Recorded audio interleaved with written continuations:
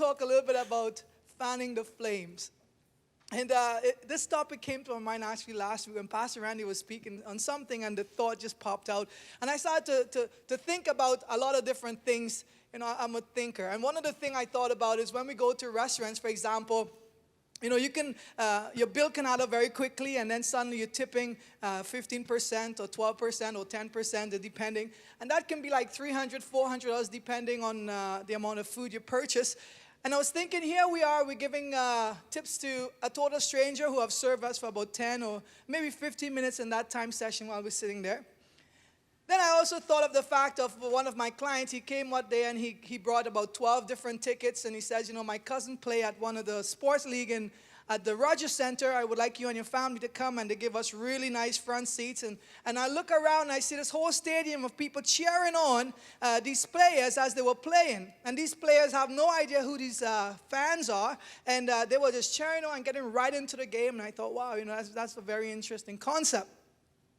And then I also thought about the fact of birthdays and anniversaries and different celebrations, milestones that we celebrate, like Jason just mentioned. Birthdays, people celebrate, send cards. When you meet people out in the public, you know, you shake your hand. It's a way of, a warm way of doing things. And maybe Kathleen can share something again.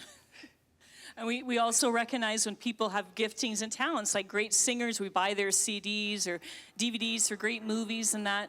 But we want you to consider your family and think about all these people. A lot of these people are strangers and people with great gifts and talents. But what about the people in our own family? What about our children? What about our spouse? Are we recognizing different milestones in their life? Are we encouraging them for the different choices that they make, their careers, their education, or even just because? We also recognize them when they serve at home, you know, maybe they do the chores or they do the homework, whether they're weak or strong in certain areas. Do we recognize that in our children and even on our own spouse? Because nobody's perfect. We're all growing, we're all maturing. Do we recognize the little things in the hearts of our spouse and our loved ones? I think it's very important, because sometimes in our minds, we can recognize it to the stranger and we can recognize it to people outside, but it needs to start from the inside. And according to 2 Timothy chapter 1 and verse 6, it says, "For this reason, I remind you to fan into flame the gift of God which is in you." And when we look around, every one of us have gifts that are hidden inside of us, and the best person who can fan that flame and get the fire going is you towards your spouse or you towards your children. So we have a couple tips we want to leave with you in regards to fanning the flame, because it's important when the flame is fanned, a happy chemical comes about in the mind of a person when you start feeling good about yourself. Self-confidence rises up. You start feeling really encouraged. You find yourself feeling motivated that someone believes in me. So the tips we have is, number one, learn to compliment your children and spouse on a regular basis, not just for special occasions. Another one is, don't wait for special occasions to buy gifts. Remember, it's the thought that counts and not necessarily the gift. Don't just wait for birthdays and anniversaries. Think about one another and what they would appreciate it.